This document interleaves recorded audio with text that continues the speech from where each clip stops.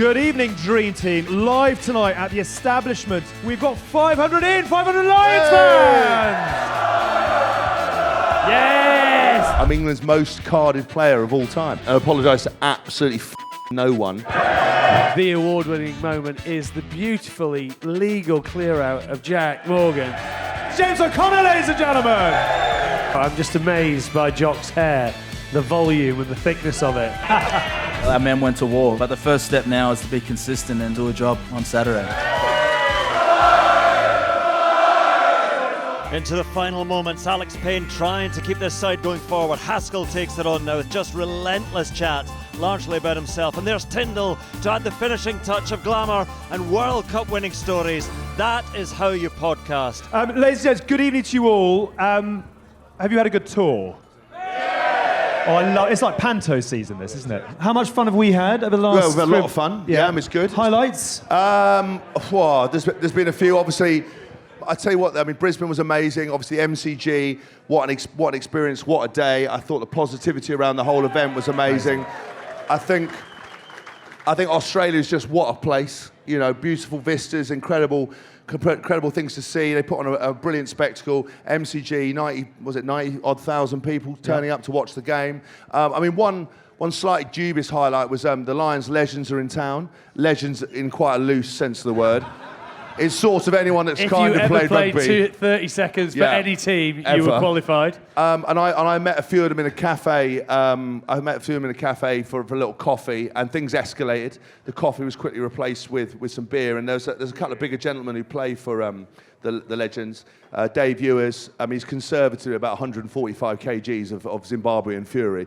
And Rhys Gills is another big lad, and they were both sitting on a bench. Having a couple of beers, and Rhys Gill forgot to communicate that he was getting up to Dave Ewers. And as it's like a seesaw gone wrong. Yeah, and you don't need to be a scientist to work out what will happen when 110 kgs gets off and puts 140 kgs in prime position as the pivot. So Rhys Gill fucked off through the ceiling. Dave Ewers fell on someone's dog. Right, so there was a lot of screaming. The dog now, I think, has got one of those little things for its back legs for wheels, which is a bit of a shame. And obviously, we'd made a bit of an impression in this quiet cafe. And then one of my friends, I wasn't going to name him, but fuck him, Paul Doran-Jones, he'd been on a flight, and they'd obviously all expense paid on the Legends. They put him in economy, Air Malaysia, via Kuala Lumpur. The lads had got quite giddy at Heathrow Airport, as you can imagine when you see old faces. Because the one thing about rugby is you'll see it here, some of the friends that you haven't seen for a while. When you see old players, you either just burst into laughter or just give that knowing look. Ian McGeechan talked about that knowing look. You know, it's more like a knowing, fucking hell, what have you been doing? What have you been eating? What's happened to you?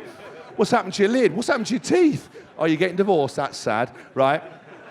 That's normally what happens. Are all of those you? That is actually me, yeah. Me? Yeah. Me? Yeah. Full house? Me? Honestly, I'm having a midlife glow-up.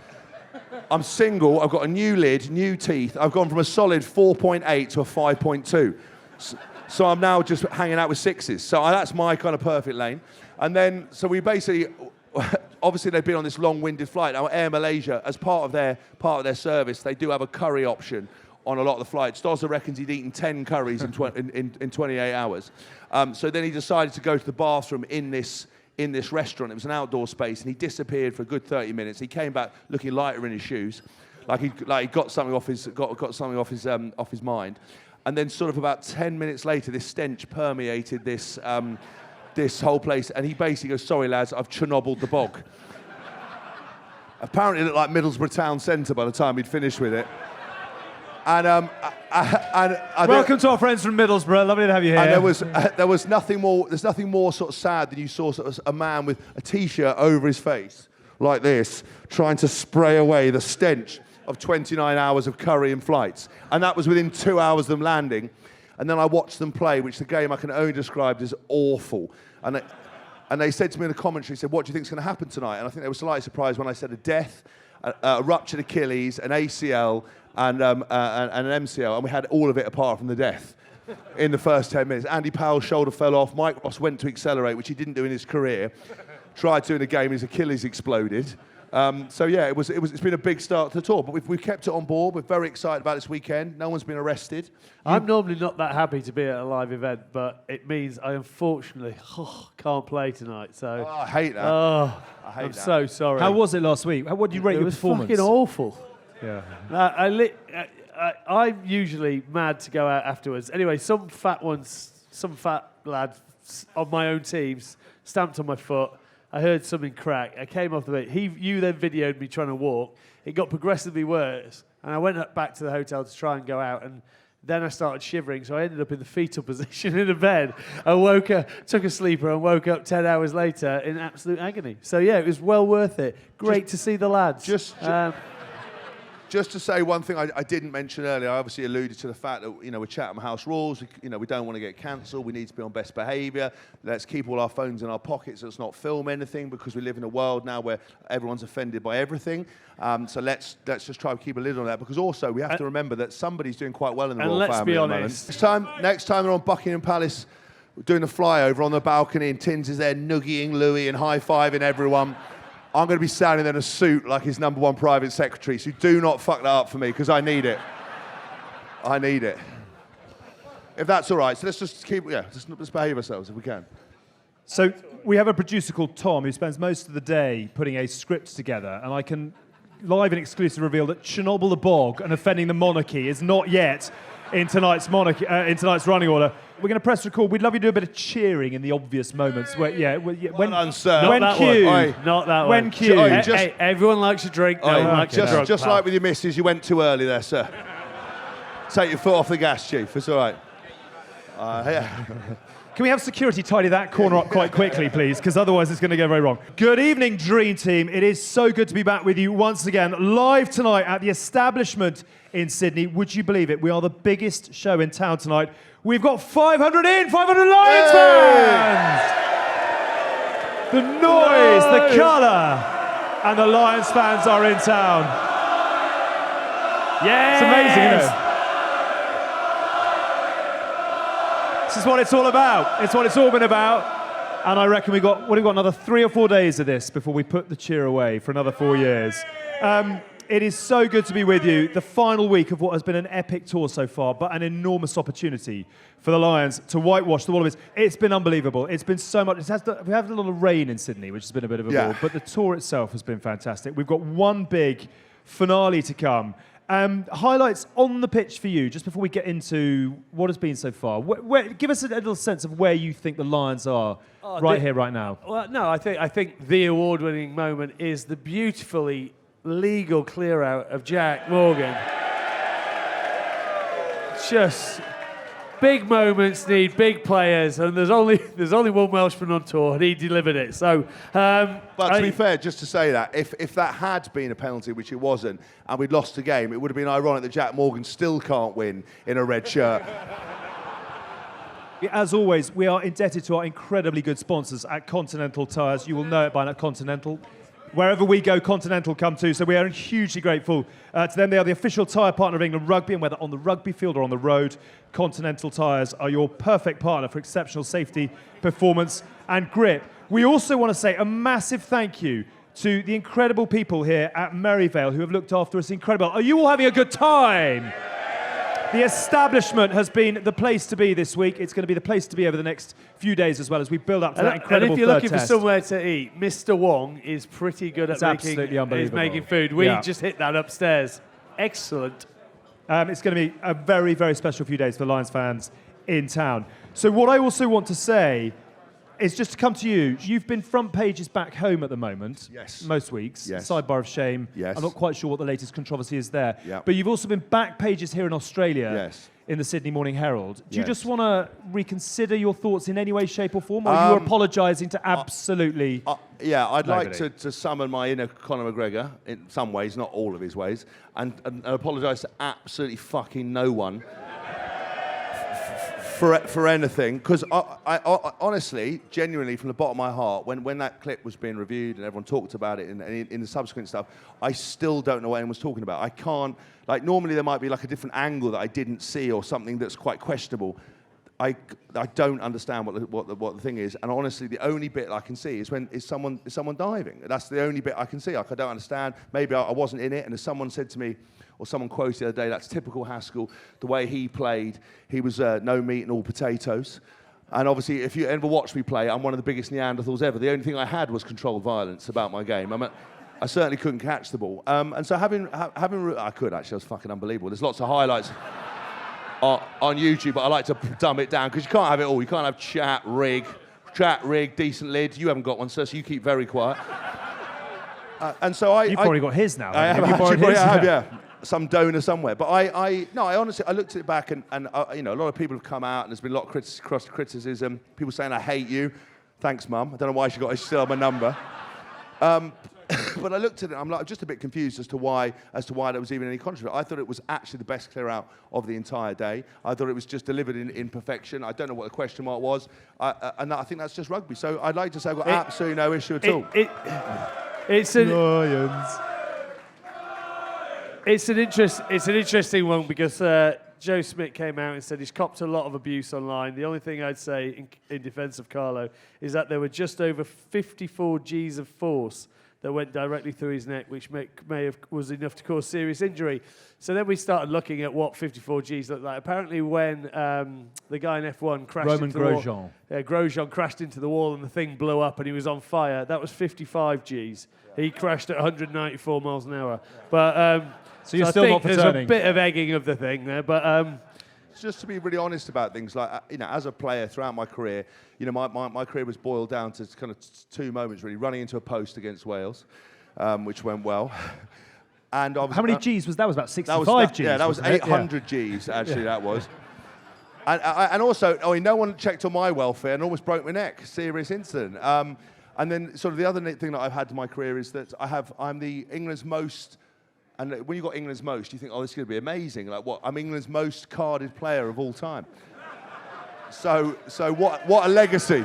What a legacy that I've got. But yeah, you know, whenever I went through my career, I never would ever personally attack anyone. I think the reason that Good Bad Rugby is successful is we don't go after people personally. We try to do everything with positivity. I think it's particularly in our sport, particularly in the UK media.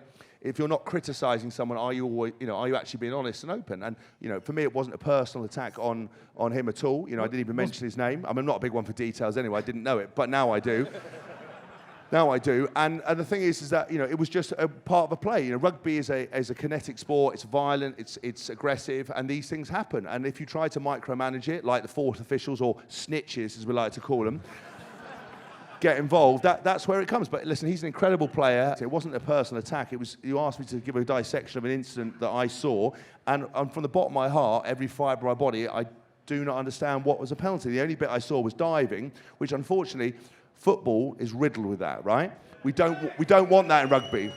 We don't want that in rugby. It's creeping into the game a lot, appealing to referees and diving and trying to be questionable. We just don't want that. A, because it looks shit. B, because we're not pussies. And C, it's boring for the game. And so I just think that was my only comment. But it wasn't a personal attack on him. He was an incredible bloke. I spoke to an Australian player today, and he said he wouldn't be surprised if Joe Smith had been telling him to work out if it's a close game and there is a thing, try and milk a penalty. So there you go. And that's from a player who might have been coached with it. We also did. We also did. And I think the way the game's going at the moment, we were talking to a player, I won't mention his name because I don't want to reveal secrets, but he said, you know, someone like the All Blacks, when they played them, you know, you could see that they had a call that when there was a bit of an incident when they wanted the fourth official, the snitches, to check on it, they would say, one of them would say a word, and then the player would look around and go, oh, my shoulder, right? And that would happen because if you can milk it, the referee's then going to look at it, and that's where you get a penalty. So that's sportsmanship. You can only play to the parameters you're given. So I don't blame it. I'm sure if I played these days, I mean, I can't even walk up a set of stairs anymore, but if I could play, you would do that. So I don't blame anyone, but that's the nature of the game, and I think it means it's a talking point, it's exciting, it's debatable, but, you know, honestly... But it's also made this week... You know, if it had not been looked at, it'd have been gone, they've lost. Yes, people would have talked about the game, but it might have only lasted 2 days. Now it's like sort of ramped up. The media over here do a great job of using it to get their players emotionally fired up again because, you know, Joe Smith also said that he's never seen a group so low. So they've got to lift themselves off the canvas, and I think having that niggle having that bit, and we'll play our role in it to make sure they get themselves up. Because if it is going to be wet this week, there's going to be plenty of opportunity to bring back the biff. There's not going to be much pass. It's going to be who can front up, who can make those hits, and we'll look forward to it. Yes, let's go. do that. So the crowd, let's go. We actually had a comment left on our show last week where it said the third test is huge now, said Dubsun33. With the controversy in the second, if the Wallabies win the third, they will claim an overall moral victory. The stakes are high. Well done. We morally beat you. Well, you haven't. Right. You've lost 2-1. Yeah. Moral wins count for something. Right. We're not renowned for being a terribly balanced show. Moral wins are for losers.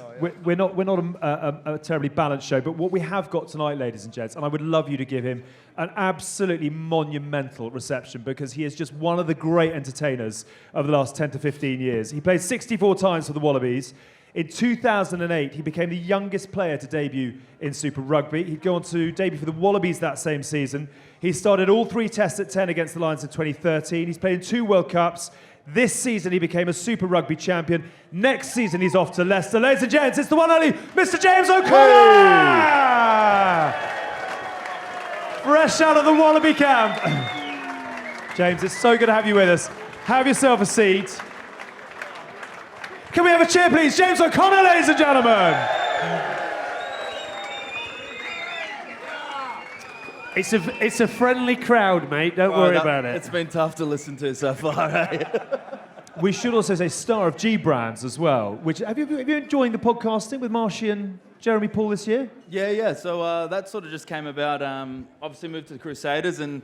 Pretty good move from my behalf, I think. I was playing 10 minutes off the bench, but I snuck my way back into the squad and got a premiership, so pretty proud about that. But just chatting with JP and we did an episode, and from then the boys brought me in, and it's been pretty cool. And you have escaped from Wallaby camp this evening with how big a media handbook? How many things that you're not allowed to say? Do we start with Carlo Tizzano, or have you got a few no comments that you want to get into? Well, I can comment on that for sure. How is he, first of all, as a genuine question? Is he all right? Yeah, no, he's fine. He's good. Good. There was about 58 G-force, I think it was. 58, yeah. 58, have they found his head? Is his head still rolling around the MCG? They hit a bit harder than back in your day. Yeah. They haven't seen a spin.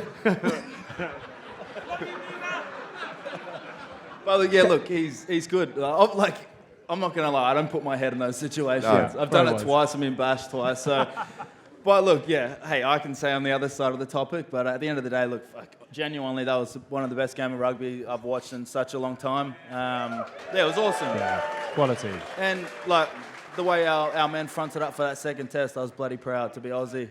But to be fair, look, that last 10 minutes you guys did. You dictated territory and you pulled yourself back into the game, and it was just when you got 4 ball players on the field that are doing what they're doing and then the pack's getting to work, it was good to see, and I think this third test is going to be tasty because we want that one pretty bad now. I love to hear it. No, look, I think when you retired, like Mike and I have, or certainly I can only speak for myself, when you're very sort of patriotic and very kind of keen for your team to win. But once you've taken a step back, I think you appreciate kind of the excitement of a game. You appreciate what you're watching. And I thought the Wallabies were absolutely incredible. I'll be honest with you, I wanted them to win that second test. I thought they deserved to win. I thought their performance was amazing, so we could come down to a decider. That's what I wanted. Hear you say you thought they deserved to win? I thought. Listen, no, I thought they deserved to win properly, not by cheating. I thought they would deserve to win properly, and I thought, when you look at Will Skelton, you look at Valentini, what they did and what they brought to the party. I thought Tom Liner in a pack going forward. Tate McDermott coming in and doing that long on the wing. Yeah. How good was he on the wing? And We've been calling him Jonah, little Jonah Lummer. Little Jonah. And they were I thought they were utterly brilliant. And I think, it's heartbreaking because, Wallabies rugby, the world needs a strong Wallaby side. They've won World Cups. They're an incredible dynasty. We obviously we sent Eddie Jones over here, and he did a good job, blew it all up. So, well, they did it first. Yeah. They went, "I'll go do really well with England, Eddie, and then blow it up." Yeah, he did that. We did so that. We then sent him back, and he did it back. He was very balanced. He did it both ways. And I think now they've got a research. Joe Schmidt is an incredible coach, and a master tactician. I think we talked about it on the show about kind of the fact they were targeting that second test, which they absolutely did. And I thought that they really challenged the Lions. The beauty of it was you're playing the best of the British Isles and Ireland, and I thought that the guys did incredibly well to see that. And it was a very it was a tough ask, but I hope that this now gets more eyes on the game over here, because obviously they're competitive with NRL and AFL. I thought, Will Skelton was brilliant. We were talking to, again, another player, and Will obviously was very, very physical in what he was doing. But it's very funny about rugby players, because obviously Will's a really nice guy. You'll vouch that. He's a physical guy, but he's very nice. But apparently this one particular player who played for the Lions, when they're going through a breakdown, they're having a bit of rough and tumble, and Will Skelton turned to him and went, "I've got to do it for my country, bro," as he was having a little fight. So it's kind of, everyone knows what you're doing and what the importance is, and I just hope now Australia kick on. I think it's a big emotional ask when you've gone to the well, and the Lions had Katie Taylor come in and talk to them this week and did a motivational video, and she's obviously an incredible champion, an absolute pinnacle for women's sport and for women's boxing. She's a proper badass. It's very interesting. She said there's two ways you can win. You can win on skill or you can win on will. And I thought that the Australians in that second half were going to win on will. Because I think they lost some players, they made some changes. I hope this week they can rebound, they can believe in themselves and go on and kick on, because the world needs a strong Wallaby side. And I think they were absolutely part of the story, and they did brilliantly. And I hope they do a challenge this week. Look at you conducting the orchestra with reason. You must be exhausted. Yeah. Can I ask you, James, because we've seen a lot, and lots of the Lions fans here will have seen the celebrations, and they've been going everywhere on socials. Can you just give us a bit of insight into what that Wallaby changing room was like when you all went back in off the back of the second test? Obviously, the boys were gutted. Like we threw everything at that one. Like you said, we went to the bottom of the well for that. I think many of our players stepped up, and it was a bloody physical battle. And like I said, I was very proud of the way our men went to war that night. So when you lose those close ones, especially like right at the end in the dire moments, it's hard to rebuild from that. But I think Joe's done a great job sort of during the start of the week. We've done a couple of little activities and bonding, and then there's been a few inspiring words. And yeah, man, we want this one. We want it. There's no such thing as a dead rubber for us. Like we're coming for this one. For those that do listen to G-Brands, both myself and Hask have noticed how much you've seemed to have evolved and how much you actually think about the game, where not necessarily was that probably people's first perception of you when you were a younger lad, about how you thought about the game, how you influenced it, and you talk about your role now a lot in terms of what your job is when you come on, if you come off the bench. Does Joe lean on that? Has Joe leaned on that since you came back into the squad and picked your brain on it? Because I think you've showed over how you talk about the game. Your knowledge is pretty good. Well, I think that was sort of my role sort of coming into this Lions squad. Like, obviously, I wanted to play, and, hey, I put my hand up every week. Joe's probably pissed off at me. He's happy I'm leaving next week. But, look, yeah, to be fair, like, that has been my role, has been working with the 10s, the centres, just tweaking sort of little things, not getting too hands-on, because every individual plays in a certain way, and there's balances in the centres, as you know, and different combinations. But just trying to bring, I guess, a bit of knowledge, a bit of wisdom, and yeah, like you said, I probably didn't have. Well, last time I played the Lions at 23, I think it was my second start at 10, and genuinely, I knew nothing of how to play the game in terms of how to move teams up the field, how to balance pressure, how to win that territory battle, and that's something I had to learn because I got a lot slower pretty quickly. But yeah, look, your game evolves, and if you don't evolve with it and evolve with the game and keep learning and growing as a person, a player, then you're going to retire pretty quickly. We had your mate Curtly on where were we, in Brisbane or Sydney? Brisbane, yeah. In Brisbane. And what a legend. And what a team you were, actually, when you came through. That was proper young rock stars playing rugby. He was very interesting about that 2013 series and what he'd learned. What do you look back on now from that? And what did you take from it that sort of carried on into your career, that series? Don't get photos of bloody Lions fans at Burger King. That's number one. That was a good one.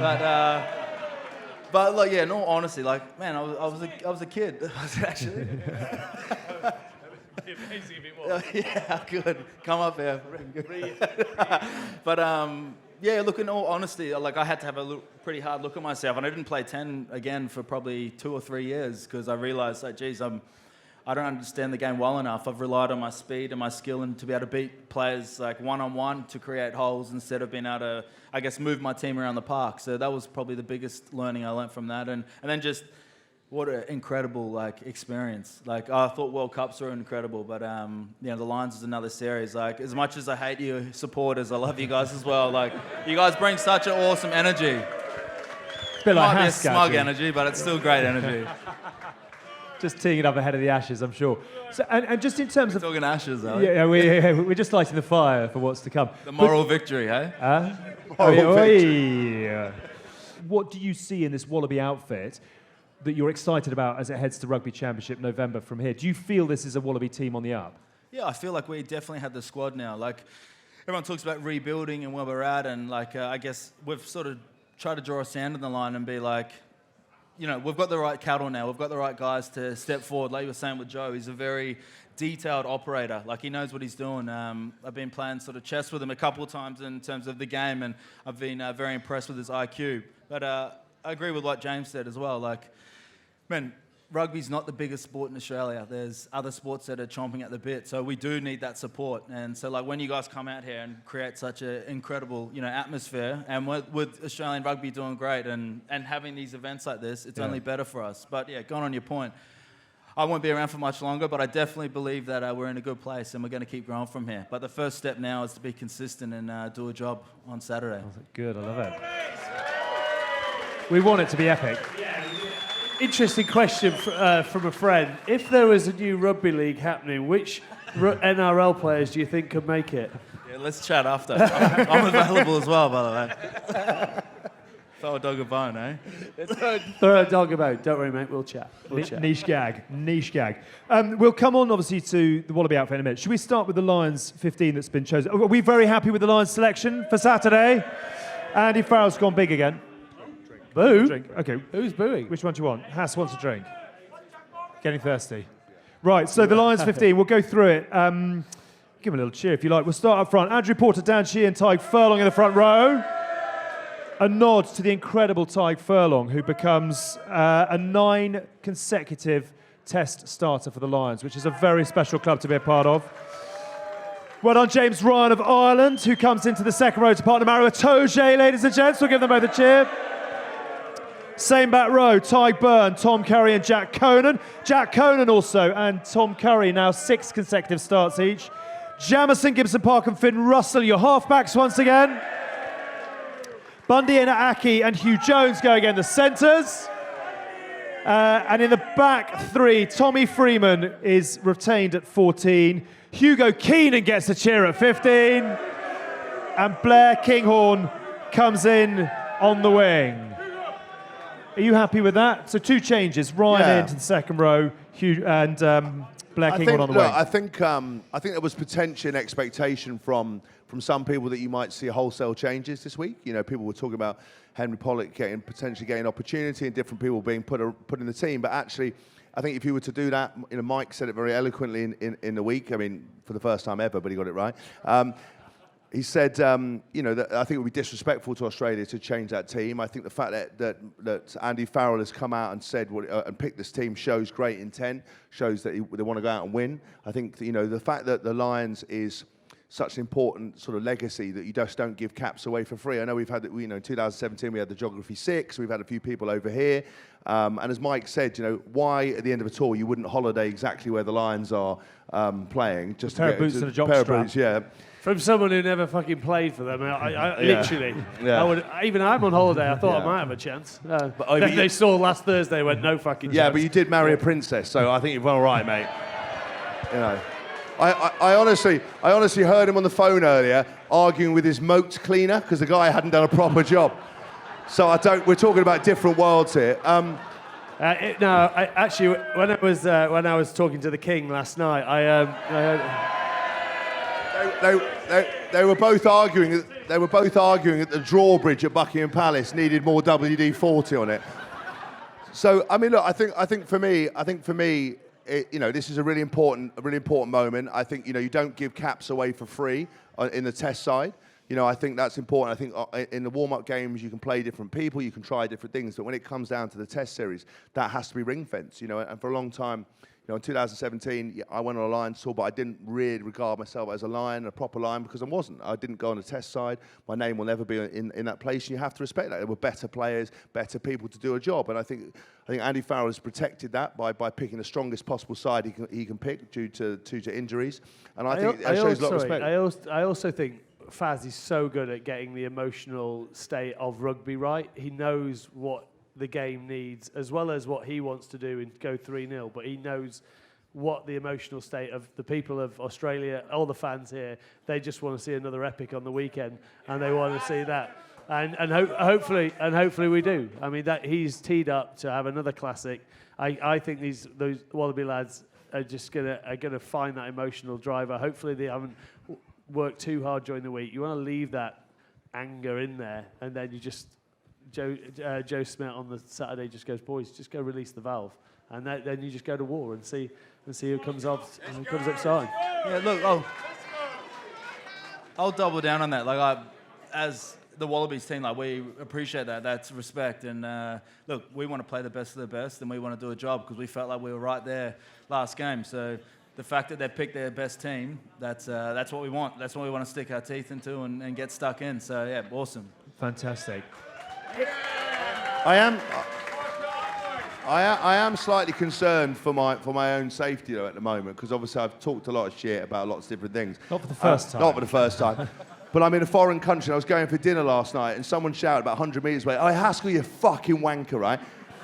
And when you live my life, it could have been a relative, it could have been someone who liked me, it could have been some of the Lions team, it could be Australian, it could be anyone. So if I disappear, and my body's found floating in Sydney Harbour, someone's done me in. The problem is it could be one of anyone. So I'm a little bit concerned about that. And the thing is, the police aren't even going to investigate. Yeah, exactly. Well done. They'll just chalk that up to an unfortunate accident. And so, yeah, we haven't got any security. I mean, you're our best security. You're a Delta male. I'm one of the chief suspects as well, so you haven't got a hope in hell. Can I ask you, it's not an easy question to answer potentially for you, James, at this point, given there's another game to go, but who or what have you been impressed by in that Lions outfit? Where do you think their energy and their success has come from? Oh, look, like obviously there's been a big Irish influence in the group, but there's been... But I think what's impressed me is just how quickly the other nations have picked up on their swing tactics, where they're working to, like how they get into different parts of the field, and just like the game within the game. Like you've seen a couple of their tries have just been, perfectly timed. Like so, from a spectator, which I've been a spectator for all these games, just watching, it's been clinical rugby, just the way. Especially just the way they moved around the field. And that's one thing I thought that we did quite well was adapt to that. Like there's been a lot of... Gibson Park's been on form, just some of his little shapes that he's been doing, and then we've adapted our game to match that. I think one guy who's impressed me has been Tom Curry, as much as I hate to say it. You would have been at Sale with him. I played Sale with Tom as well. I've got a funny little story, actually. I've been warming up every week, and I'm doing a goal kick, and he calls out to me. So then I went to walk over, and he runs off, and I was like, oh, fuck. Then he turns around and laughs. But, look, in terms of, like, their connections and whatnot, even just seeing Sione sort of come in there and link up. Then you've seen Bundy doing the same with Finn out the back, and then you got someone like Kinghorn come on the field, and then as well, like, man, Farrell's class, hey, just what he's done, slotting straight into 13 and adding that extra ball player. So, hey, I watch the backs sort of more than the forwards, but I know the forwards have gone to work, and especially in that first test, winning that trench battle. Yeah. Word on Kinghorn. What he brought on the bench on Saturday, test starter this week. I think it's actually been a difficult tour for Blair Kinghorn, coming on late, then having to go on the wing, not having the best game on his wing, and then when he gets his shot at fullback, gets that knee knock and he's off in 15 minutes. So getting that chance on the bench and coming on, he looked quick. Fresh. He looked fresh, quick. I think he'll go well. Obviously, it's out of position. I hope he'll just find that flow of, as you talked about, how they run around the corners, what Faz expects of his wingers. But, you could, with it being wet as well, having that extra fullback, cross-field kicks, an intelligent kicking game of how they're going to move the ball around the field and how they're going to contest, I think it's made for him. I was just going to very quickly say for the bench, if you don't know by now, Kelleher, Genge, Will Stewart, Chesham, Jack Morgan for the Wales fans. Ben Earl, 6'2", as you say. Alex Mitchell and Owen Farrell at 23. Look, I mean, it's Owen Farrell, ladies and gentlemen. First professional player to win two Lions I think tours. just because obviously everyone's cheered, just a comment on Owen, James's put his point about what a player can slot in. There are very few people in the world that could just come in off the back of a difficult season in playing in France. We both know what playing in France is like. It's like the Wild West. I mean, we have Benjamin Case, who's part of our podcast, and he is first of all, he's a beautiful man. He's eloquent. He speaks two languages. He's sharp as a tack. And obviously, every time I sort of say things about France, he sort of gives me daggers. But the truth is, it is crazy over there. It is Wild West. You know, very rarely do you get owners coming out and slating players and slating people. And, you know, we saw the owner of Racing come after Khaleesi and come after Owen, have those injuries, come in off the back of pretty badly disrespected by the English fans and the English media for a period of time. One of our greatest fly halves, a guy who's had 100 caps. You know, and so good to see him back where he belongs. The one thing that you've always got to remember, and this is almost like a lesson for fans, is you know, whatever the media say, you take it with a pinch of salt and almost ignore it. Because if you ask a player from every team who's the first name on the team sheet or who do you want in the squad, 99% of them always say Owen. Every Saracen player, every England player, everyone always says that. And I think in this instance, everyone was very, you know, the snide people making jokes about, you know, his dad's brought his son on tour and it's bring a friend to work day and all this kind of stuff. The point is, who would you bring on instead? Who would you put on instead? Who else do you know that could come in and absolutely deliver world-class performances, slot in? Tindall, no way.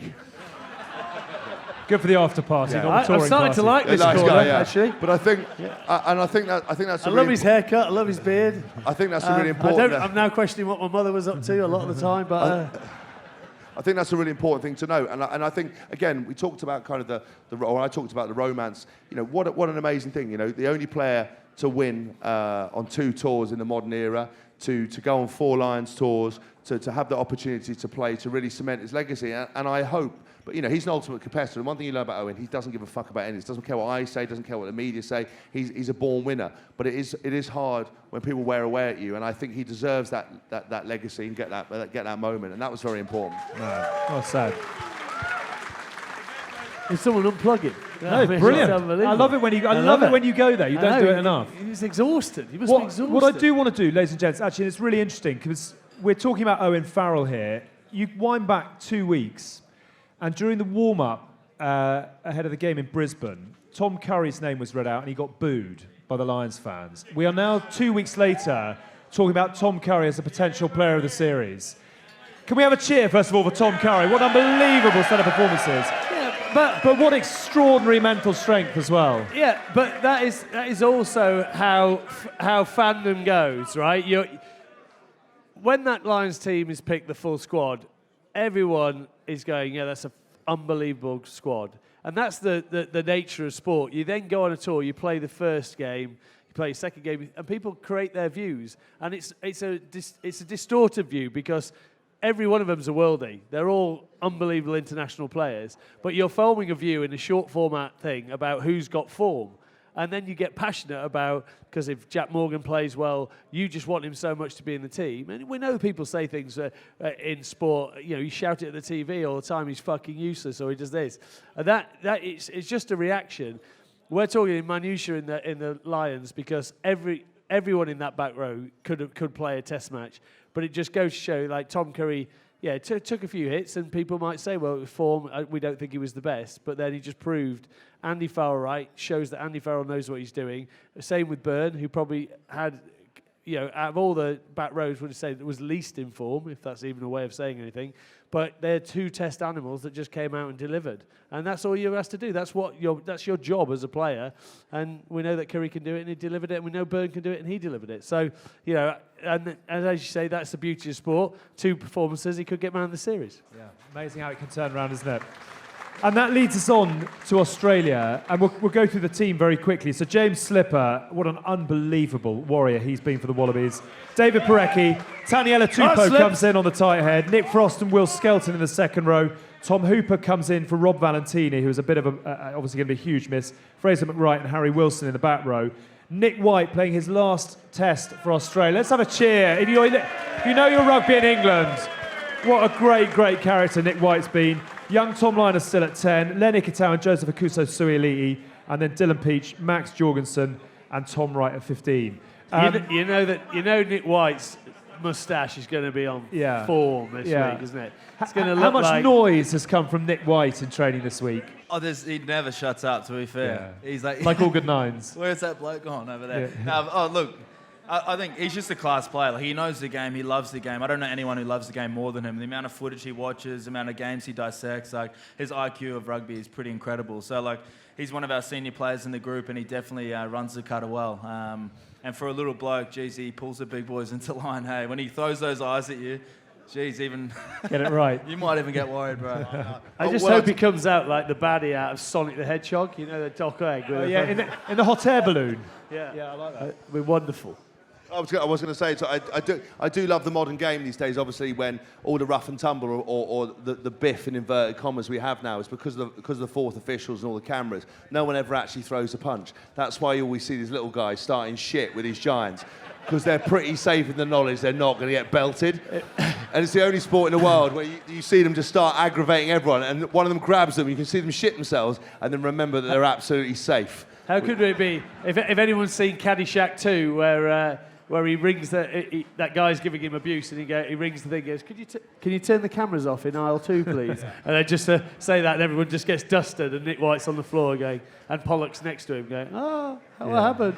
Talk me through Taniela Tupou as a man, and then as a mountain, and then as a player. He is, I mean, Jesus Christ. If you've got Skelton behind Tupou, that ain't going back in any time soon, is it? Well, I think that shows a bit of the intent that we want to do as well. Like, man, I rate Taniela. He's a once-in-a-generational player. Like, when I was playing with him at the Reds, the amount of times he won us games by me just looking at him and being like, bro, I need a scrum penalty. Get me a scrum penalty. So, like, when the team calls upon him, and I think we're definitely going to need it this week, he's going to stand up. So, yeah, excited to see him move. Because for a big fella as well, geez, he can get around the park. So, just got to get him some early touches, and let's see how the scrum goes, because there's going to be some bloody heavy weight there. We did a show in Melbourne, didn't we? Yes. And as we were walking out, the big arm came out, and you weren't seen again for a few hours. Yeah, I got invited to a carver session with the brothers, which is always dangerous because you're never sure you're going to get out. And the first, so if you've ever done a carver session, obviously it's a sort of a Fiji sort of tradition. It's sort of essentially a ground up root that they drink, and it's obviously very ceremonial. And you drink it out of coconut halves. And as soon as I went and sat down, I just heard the word high tide come in, and high tide is when they give you a full one. And to be honest with you, I had a couple of them, and I was unable to get up the next day. And I thought they were coming to my hotel room to rob me. I barricaded myself in, because it's dangerous stuff if you get that wrong. But you know, Tania first of all, he's an amazing player, and I think you look at what his contribution to the game and his standout moments. He's next level. And I'm excited to see him in this team and what he can deliver, because he's not just a threat in the scrum. Give him a ball, and you know, there's nothing worse as you look up. Well, first you look up and you see a fat lad. You're like, oh, this will be excellent. This will be fine. There's no way he's going to do me, and suddenly he just gasses you on the outside. And there's nothing worse than, because everything now lives on social media. There's nothing worse than a clip on social media, you getting dusted by essentially a wheelie bin with a face just running past you. Or getting squirted, in the face by water. Giggling, yeah.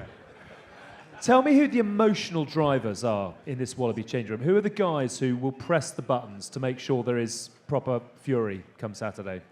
I think the group relies on quite a few of the boys, to be fair, and then in most groups as well, it comes back to the senior guys. You guys, a guy like James Slipper, Alan Alatoa. I think Will Skeleton's really taken a lead there as well. Yeah, man, like he was incredible for us, and you told that little story. I had a couple of words to Will before the game as well, and we needed a big performance from him, and he stepped up big time for us. So we're excited to see that go again. Another one, Nick White. He's always got the whip out, just moving the boys around the park. But I think the guys who, we are still a young group. I will say that. And not young, but we're still sort of, mid-20s growing into that. So when you've got a balanced leadership group, that's who the guys look to in those big moments. But it's just awesome seeing guys like Harry Wilson, who I came back to Australia and he was 20. So I know him as a 20-year-old, and literally coming back into the Wallabies fold this time.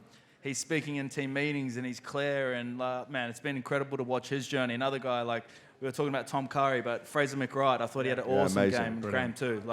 What he was doing, the meters he piled up around the park, some of those little line breaks he made, he was an energizer bunny, and I definitely felt like he stepped up physically as well. So, can I ask you about two specific Wallabies? So, we have a very weird thing in the North, which is that we love a lot of the people that beat us. Like Shane Warne was as adored in England as he was down here. Campo has a sort of curious relationship wherever he goes. But again, we have a very curious relationship with David Campese because of what he did. The name Liner has got as much love up there as it does down here for what he did with Saracens and Italy, etc. Tell me how Tom Liner is faring and what you see in his game and his development. I think even just the growth I've seen, like I worked with Tom for 3 years at the Reds, and sort of stepping away this year and going to the Crusaders and then coming back. Like, he's a completely different man.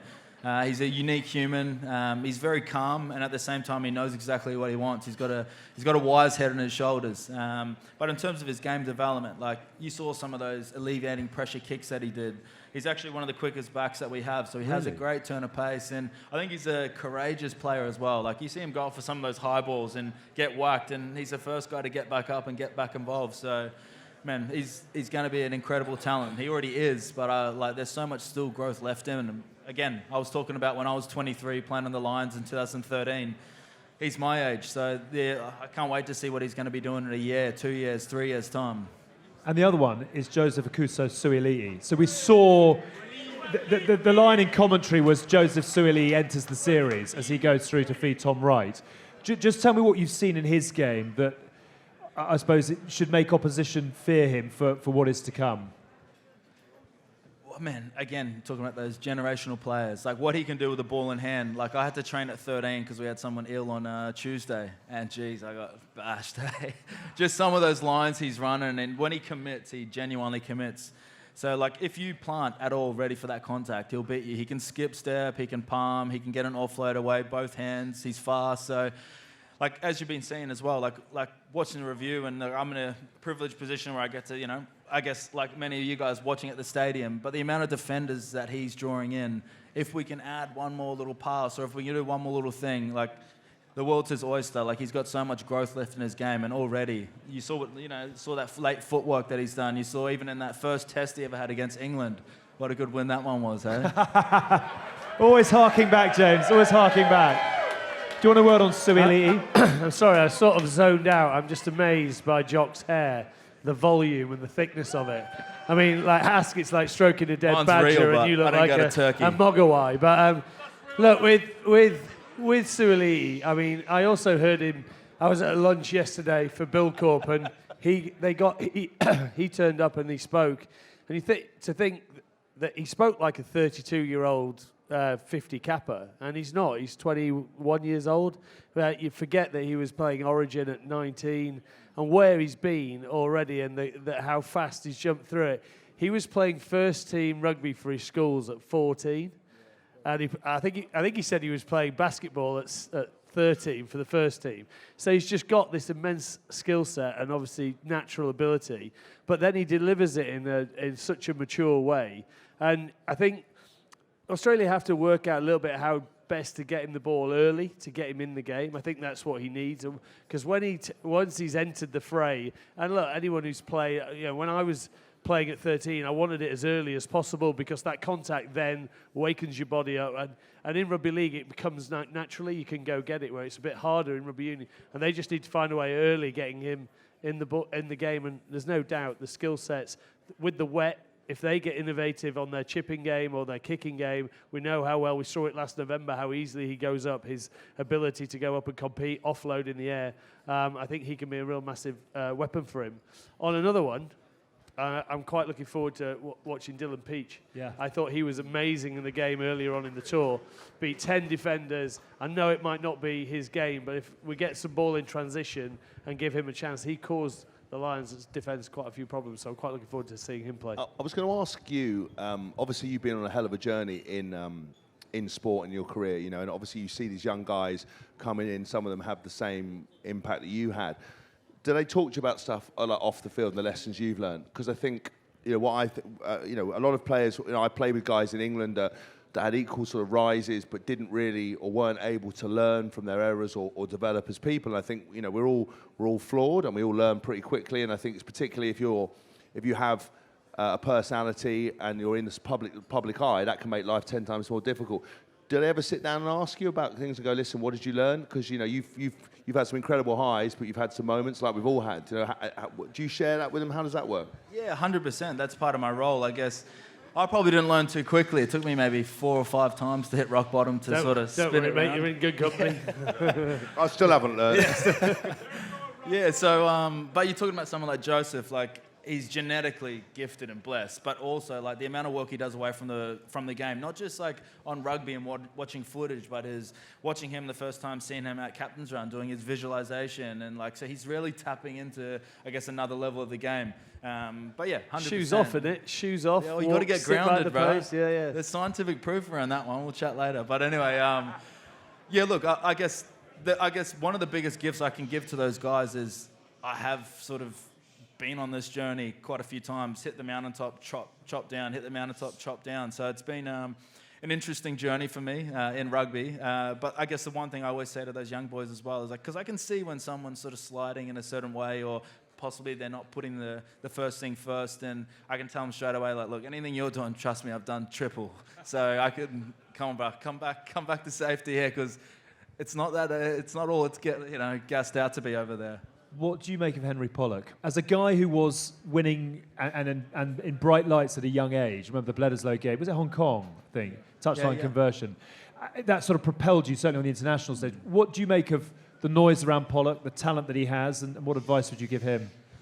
Man, he's a talented guy, and he's got all the skill set. Again, I was doing things like some of his celebrations, I know it draws attention and all these sort of things. But man, he's still a young guy. Like that's what he's about, and that's where he's at in his life. We are where we are in terms of our growth. Like I look back on I had to delete my Twitter because some of the stuff I was saying, man, that was embarrassing. Hey, so I'm sure he's probably going to look back and probably be like, yeah, a little bit cringe on a few things. But at the same time, like, hey, he's got some swag and he's flaunting it. So good on him.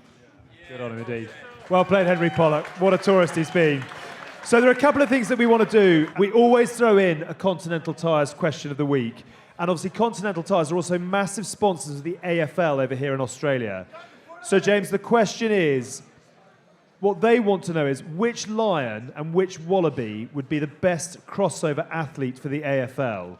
So out of the Lions, would you pick Hugo Keenan, Owen Farrell, Blair Kinghorn, Henry Pollock, James Lowe, Tommy Freeman, Hugh Jones, or AN other? Me, you're the AFL expert. I'd probably pick Kinghorn, to be fair. Would you? Because? Yeah, well, he's quick, he's dynamic, he's tall, he can take marks, he kicks the ball well, and he's got a decent engine on him. Good on him. Okay, and which Wallaby? Oh, that one's tough, Suey Lee wins it all. Suey Lee, like, taking the marks, but someone even like Tom Wright, I reckon. Like, you put him around sort of centre field, balls on the ground, he'll pick it up, great footwork, late footwork, and he's also got a big boot on him, and he can kick both feet too. So. Got you. Which is your AFL team? Hawthorn. Is it? How are they getting on? I actually haven't followed it in a bit. Oh, I see. Okay. Away, not a devout fan then. This is going to sound bad, but I followed when I lived in Melbourne. I was hanging out with a lot of AFL boys, so I got into the game a lot. Now I'm watching too much code. Is that where the problem started? Honestly, that genuinely was. But as you probably have all experienced now, like Melbourne's a pretty cool city, and there's a great nightlife, isn't there? And on that topic as well, like. You guys obviously have to have enjoyed coming out to Oz, like being able to travel, Brisbane, Sydney, Melbourne, SA. Like, as much as you guys sent us on a boat a long time ago, like, I think we won that battle. Oh, you did, yeah. You can have that one. We won't take it away. And the other thing, ladies and gents, that we always do, and we've been building this for quite some time, is we are building our Tailor-Made segment. Now, this is brought to you by the very good people at Charles Tyrwhitt, the official formal web partner of the British and Irish Lions. Hask? Yeah. Think of it like building the ultimate British and Irish Lions player. Instead of picking a squad, we're stitching together the best of the best. Each week we pick one key attribute, i.e. kicking, leadership, strength, speed, etc. And we make a case for which Lions legend gets the nod. And then, would you believe it, we stitch it all together. And we're going to need your help, everybody in the room. So listen up when we get to it. We stitch it together boot by boot, bicep by bicep. And at the end of the series, we will have the definitive tailor-made Lion. So in the team so far, our captain is Martin Johnson, chosen by Scotsman Finlay Calder. Good choice. Our kicker is Owen Farrell, chosen by Irishman Conor Murray. Our enforcer, strongman, is founding member of the SAS, Paddy Mayne. chosen by myself and Tins, and our speedster is Jason Robinson. And tonight, ladies and gentlemen, with one sat next to us, it's time for our Maverick.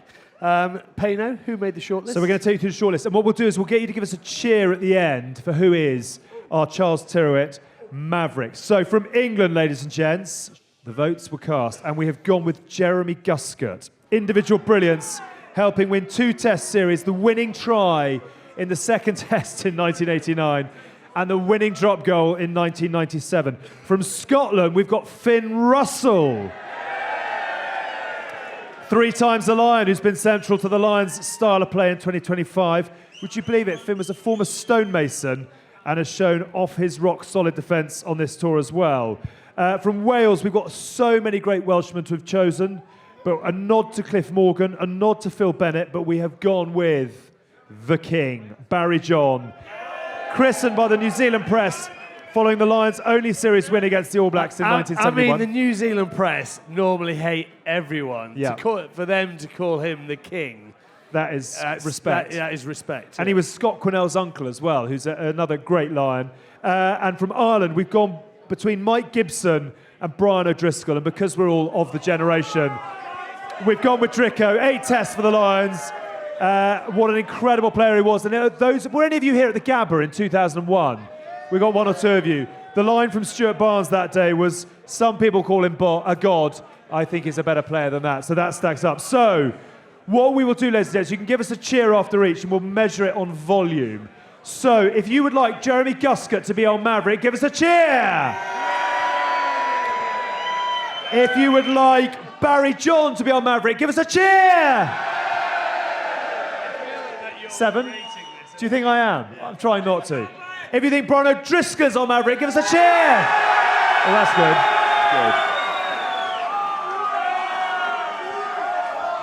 And if you think Finn Russell should be our Maverick, give us a cheer. That's tight. No, I think we need to get that. tight. Can we get that again? So I think it's between Brian O'Driscoll shouting. and Finn Russell. So Jeremy Guscott we phased out. Jeremy Guscott's Barry out. John we phased out. It's between Brian O'Driscoll Finn Russell. and Finn Russell. So let's hear a cheer for Brian O'Driscoll. That's gone up. That's gone up. Okay. Shh. Calm down. Calm down. Panto's getting out of control. Now let's have a cheer for Finn Russell. I think Dricko wins it. Brian O'Driscoll. Chuck will make the call. Make the call.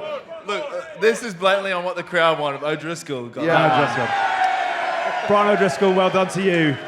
The accolades keep coming. Brian O'Driscoll is our Maverick. He joins Martin Johnson as the ultimate captain, Owen Farrell as the ultimate kicker, Paddy Mayne, of course, an British and Irish Lion, as the SAS founder as well as our enforcer. Jay Rowe is our speedster.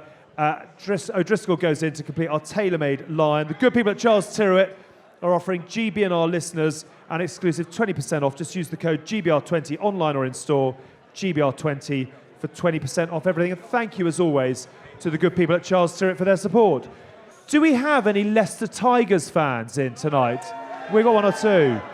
There's a fanboy. You're never going to not see him. Run, James, He's run. going to haunt your dreams. A new chapter awaits. Obviously, there's a big game this Saturday, but when are you heading up? How much are you looking forward to all things Leicester Tigers? Oh man, I'm bloody excited. Hey, I'm bloody excited to go back north. I actually fly out next Sunday, so I'm flying straight over. I'll have not gonna lie, I'm gonna have a little bit of downtime and maybe find an island off Greece somewhere. Lovely. But then I'll be ready to get to work. So yeah, keen. And was it Michael Checker who rang and said, "Look, I'm leaving, but come on in"? Was it Jeff Parling who said, "I'm going, come with"? Was it? What was the intro? Yeah, a little bit of both, but most of the conversations was with Jeff. Yeah. Yeah, fantastic. And how excited is he? Obviously, he's a proud Tiger himself. How much is he looking forward to the challenge? Oh man, I think he's pretty keen to get back. Eh? Yeah. He's already given me all the hot tips. Has he warned you about Leicester? Because as he Did you get the brochure? Has he showed you a picture of Ibiza and said, "This is what you're coming back to"? Mate, you don't need to show me a picture of Ibiza. Because you know the most important person that ever came out of Leicester is the Elephant Man. John Merrick. John Merrick is the greatest export from Leicester. So just to give you a point, yeah. And he's the best looking person from Leicester as well. I'm joking. Yeah. I'm not joking. Okay, ladies and gentlemen, we will finish with a little preview and a prediction, Michael, as to what you think will happen at a course stadium. 84,000. What unbelievable crowds they've been. Unbelievable crowds. How does this series, a great series, finish? Well, look, let's assume it's going to be wet. Let's assume it's going to be raining. I think you're going to see the Australian team come out and try and replicate what they did in that first test, but it's going to be all done through physicality. I think you're going to see them bring little bits of tricks to try and put that Lions defence on their back foot a little bit. They fly so much. Little chips, little dinks behind, get the ball on the floor, make someone want to have to go down for it. And I think you're going to see a very physical. It's going to be niggly again in that first half. There's going to be a lot of hangover, which everyone wants to see, and I think it's going to be a battle. I actually don't mind who wins. I want to see a game of the standard that we saw last week. I want to see every player leave every ounce of passion, everything the shirt means to them on that pitch. And if we do that, everyone's going to walk away happy. Oh man! What comes out in green and gold on Saturday? Well, we're going to see how badly we want it. Like, we were talking about a guy like Dylan Peach. Trust me, you don't want to get hit by that guy. I've had it a few times, and geez, he's absolute granite. But yeah, like you said, we're going to obviously have to play to the conditions. You might be onto something with some of the kicks, maybe not. We'll see what happens. It's like I used to play. You're welcome. Well, I think the cool thing about that is if it is wet and it does slow down, it's going to be even more a trench battle, war of attrition. You're going to have to take your opportunities, and I felt like we did that in the second game, and so did the Lions both games. So what I will say is, again, we'll get this win, but it's going to be a bloody good battle. We want this one more. Ask. Well, I mean, there's one key thing that everyone's forgetting is I'm playing at the Ivy 12 till 2 in the morning, DJ set. And we've got one rule, win or lose, get on the booze, so don't worry about that. Responsibly, please. Responsibly, oh yeah, God, yeah. Fully responsibly, Yeah. but also They're all kind of listening. fun. So if you're in Sydney, you want to tear up, I'm DJing 12 till 2 in the morning on Saturday night, perfect way to finish the tour. But I think most importantly, look, I want... Just on that, with his DJing, you could go up to the booth and ask for some requests. No. Simon and Garfunkel. He really appreciates I it. don't and take loves requests, it. but the last time I played a similar sort of event to this, a bloke came up with his arms folded. He was about 65, and he walked up to me, kept talking to me. So I said, what do you want, sir? He goes, are you going to play any Eric Clapton? And I was like, oh, fuck off. Yes, but it's not ideal. Actually, we'll tell one story. When I was just quickly, because before we finish, I was very lucky. 2023, we were on a ferry on a boat in France, because basically a lot of hotel rooms weren't available. We're sitting there, I was DJing, I was having a great time, and halfway through DJing, I saw this bloke and this woman, and he kept pointing to his missus. So initially, I thought he wanted a threesome, but I wasn't into it. And he kept nudging her, and she was holding a toy, and he came over to the DJ booth, and I said to the security, could you find out what he wants? So he went down, and he spoke to him, and the security came up, and he says, he wants you to know that lion he's holding has been to the 2015 World Cup, the 2019 World Cup, and now it's at the 23 World Cup, right? And that's the story, right? And I was as shocked as all of you were. I thought there was more to it, so I went back and go, you've got to ask again. Surely there's more to it than that. Went off, came back, and he went, no, he wants you to know 2015 World Cup, 2019 World Cup, 2023 World Cup. I said, security, that's the worst fucking story I've ever heard. Do not bother me when I'm trying to DJ, right? Anyway, I finished the DJ set. The bloke comes rushing over, and he goes, I don't know if you were told, but my missus has got this dragon that she's holding. Sorry, it wasn't a lion, it was a dragon she's holding. And this dragon has been to 2015. Well, I said, mate, I heard it. It was a shit story the first time I heard it. It was a shit story the second time I've heard it. And it's not getting any better now. Thank you, though, but it's not interesting, okay? Right? No, it's not finished. He got a little bit upset by this, right? And I said, I can't deal with this, so I walked off. Anyway, I got a bit of food after my DJ set, and I saw him and his missus, and they were shit-faced. And they walked back down, right? And I saw him see me, right? And rugby fans are not shy in coming forward with their opinions. They see someone like me, and they go, I've got to tell James Haskell he's a dick, because he's never heard it, right? I got it every day of my life, right? So he goes, I'm going to tell him his mind. So I watched him go back round, and I've walked to the edge of the boat, and I'm looking out into the pitch black, inky ocean, and we're sitting there, and the boat's left the harbour, and we're heading to Ibiza, and I was in a positive mood. I had a great time. This bloke pins me out. He goes, I think you're fucking rude. Mr. Haskell, I think you're rude. I don't think you appreciate that this lion, this dragon, has been to the World Cup 2015. It's been to the World Cup in Japan in 2019, and now it's here in France in 2023, right? And honestly, ladies and gentlemen, I'm not proud, but I grabbed this fucking dragon, I threw it off the boat, right into the sea, and I said, listen, mate, if it makes it to Australia 2027, then that's a fucking story. And I ran off into the VIP area, so... But I digress. It's going to be 3-0 the Lions, and I'm going to bring the fucking house down. Fuck, that was a long way to get to 3-0. Analysis you can find nowhere else on planet Earth, ladies and gentlemen, and that's why we do what we do. So we are going to finish things up in a moment. Just to conclude, we are back on Sunday with our season finale. The rugby doesn't stop then, because obviously the Lionesses won at the weekend, ladies and gents. Cheer if you're an England fan. Not long until it's the Red Roses' turn at the Women's Rugby World Cup, and Elma, Skaz and Mo are back for Season 6 this week, and they've got a brand new YouTube channel. So if you want to keep up with the Skaz and the rugby, do go and find their new YouTube channel, at Skaz Rugby, on all channels. Give them a follow, a like and a subscribe. We're off on tour in October and November. Just very quickly, our Lock-In Live tour is in Warwick on the 29th of October, Birmingham on the 30th, Cardiff on the 31st, and in November, we're in Oxford on the 2nd, Reading on the 3rd, and the 5th we're in Guildford, and tickets are now available at myticket.co.uk. If you've enjoyed the show, please give us a like, a subscribe, and a review. Thank you as always to our subscribers who put so much effort, love, feedback, honesty, abuse below the bottom line. We value every one of them. We do. And just to say, I thought that, obviously the Lions crowd, the travelling fans have been brilliant. We're going to finish but with I'm honest with you, they have been a little bit quiet in the stadiums, right? And judging by you two in particular, who haven't shut up the entire show, right? We've got a big job to do this weekend in Sydney. Australia are coming out big, right? We need to hear you. We need to hear your voices. Let's get we've gone early.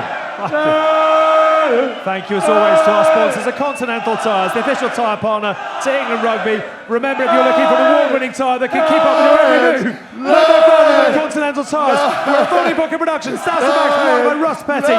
This episode was produced by Tom Edwards. Thank you so much, James O'Connor, ladies and gentlemen.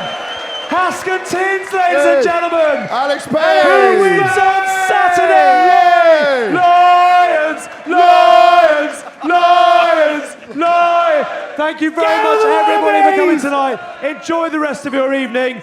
But once again, we give a massive round of applause to Haskell Tins and James O'Connor, everybody. Brilliant. Hey, thank you so much. You've been listening to The Good, Yay, The Bad, and The Rugby, Oof, with Alex Payne, James Haskell and Mike Tindall. Thanks for listening.